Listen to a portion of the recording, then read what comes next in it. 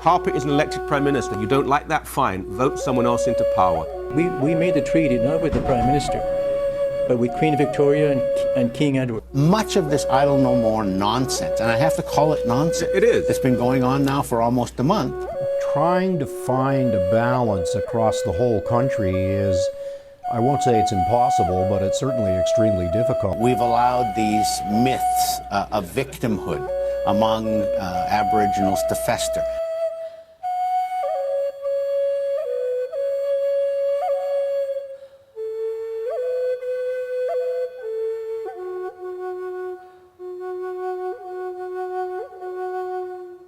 Idle No More is a grassroots movement initiated by 4 Native women in Canada, and it is being used as a peaceful demonstration to deal with Indigenous rights, treaty rights, rights to lands and the water in Canada. It originally started as teach-ins to educate people on Bill C-45, and then it just kind of went into what you see today. The direction is peaceful protests. Keep this peaceful, keep it grounded, keep it grassroots. I believe it's more than a movement. Like I said, where it's the liberation of Indigenous peoples. We're making a stand and we're using our voice. It's global. I believe that it's going to change our future, and I believe that we're not against Harper. I believe we're against the system. And what made this movement and this message so powerful is everybody coming together, not just First Nations people, but also non-Native people are starting to come forward and support and understand why this message is so important.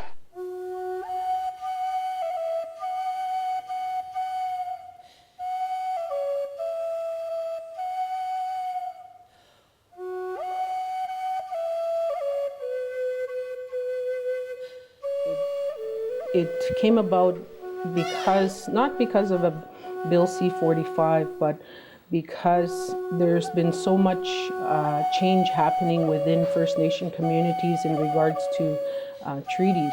And the Government of Canada are continuously developing new policies to change our treaty rights, and it really affects us. These lands are now being opened up, and they're not allowing First Nations to consult when they're going to develop. It's basically a law that's being processed right now, and it not only affects First Nations, but it affects people of Canada. It's not about hating the non-Native people. It's about going against and fighting what the federal government is doing. That's what it's all about, protecting our lands, protecting our children. That's the end result.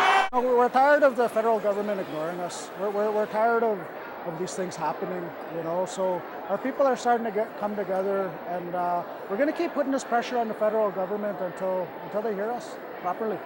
Tell us about what happened today. What was going on? Oh, well, today was the Idle No More movement, and I came down to give support because of the outstanding issue with treaties that the Canadian corporation has not, they have not settled a lot of these treaties. So it gets into an area of jurisdiction, fights over resources, land, but it's not really a fight. The thing is, these were outstanding contracts that they established with First Nations and Indigenous peoples here, and they're not honoring them, and they still want to proceed and go forward. And my thoughts is that the Indigenous peoples and First Nations are waking up and realizing that they have been put in a position of involuntary servitude and in layman's terms, slavery. So now if they can just simply come on to reservations, they can come on to reserves, and the companies want to set up shop, and under traditional means, it may be, no, you're not going to develop there, not now. But because these big corporations want to do it, then they go to the government and say, well, give us a permit. And the agreement is that the reservations were supposed to keep the whites off, and that's what the Decus Treaty of 1666 says. Incidentally, the government of Canada, the corporation, went and put the Decus Treaty on their Environmental Assessment Agency website. So they even know about the treaty, the federal government. So now why are they dishonoring it by trying to impede? Because that contradicts the UN Declaration on the Rights of Indigenous People. Indigenous peoples cannot be forcibly assimilated and their lands cannot be taken. Elizabeth cannot sit there and stay silent, but then court proceedings, licenses, whatnot, are being published and printed and done in her name. And then she's supposed to be, according to the contract, like the Decus Treaty of 1666 on the bargain of 1835 specifically from Queen Victoria said that this shall not change, right? As long as the green grass grows. The rivers flow, just like the song. Exactly. So now the question is, why is it that Elizabeth is staying silent? Because of what I stated before, because that is when a sovereign says this shall last forever and it shall not change, that means no succeeding legislative government, provincial government, they can't change it. Tell us why land is important to the native people. Because the land is, we live on the land. We live on the land and we use everything that grows on the land. And, you know, like the berries, animals. So the land was a lot of use to us. The land is very important for the native people. And they all want to claim that now. But when you make a road, what happens? You're basically disturbing the moose, right? Yeah, disturbing the moose. What else do they disturb when they do that? Well, the land. They cut up the land, right? Mm-hmm. And all the growth, that road, destroy Quebeja. And they call it private roads. And for some, just about every growth on the land, it's medicine to them. What happens if you destroy the natural habitat of where moose licks are? To go away. Maybe that's why they're all over up here, the moose, because they destroyed the country over there. So there's lots of moose coming to the city. They get run down on the road, and you know, deers, stuff like that. And they're telling us we can't use the lake anymore. We can't eat muskrat, fish. Everything destroy a captured. So when you look at us as First Nations, what we represent, you know, we've come through a lot of hardships, suffering, genocide, and decolonization of our communities.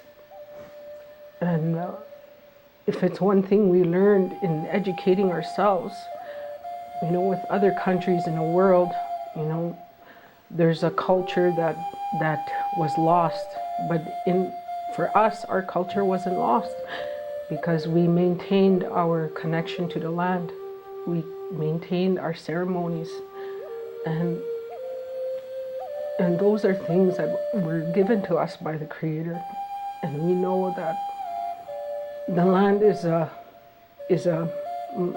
mother to us. We call her Mother Earth, and she provides for us, and there's a respect there. And it's difficult for us as First Nations to understand and comprehend the business ethics of, you know, developing or, you know, selling of resources. It's on one hand, we know that it brings an economy, it brings funding. On the other hand, we know it's destroying our earth. And I was thinking that, you know, this bill is going to pass. You know, that water that we survive on can be owned by any corporation, can be owned by China, any country, without even my knowledge or them consulting me. You know, there's so much development happening, and the world can't keep up with it. You look at history, every country that's, you know, depleted its resources are going into chaos. And this economy we're living in today's age, a lot of people, scientific people, Business people, they're really frightened by it. They don't know how longer it's going to sustain. Like, you know, what if all the services in the cities were stopped? You know, because there's nothing left. What would these people do?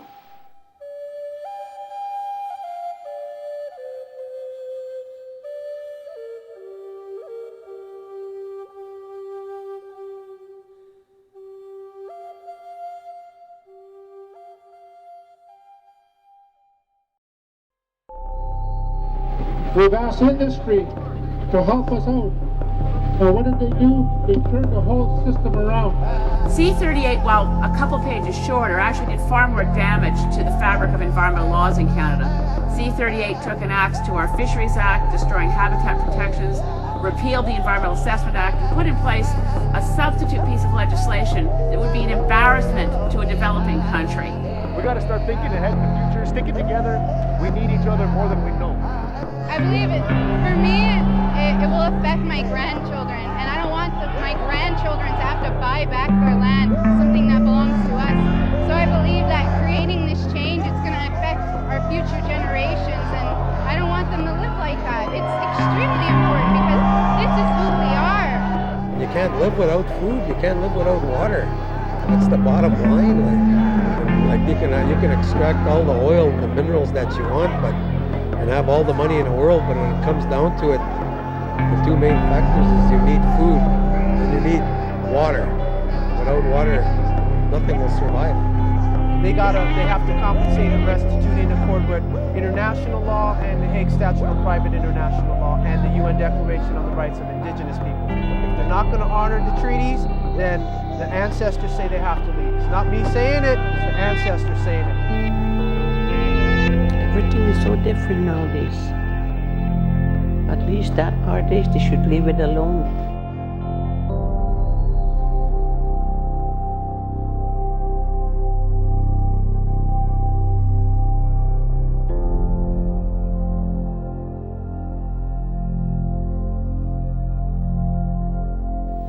There's going to come a time where they're going to want to, you know, give you these things, and eventually all the treaties are be taken away.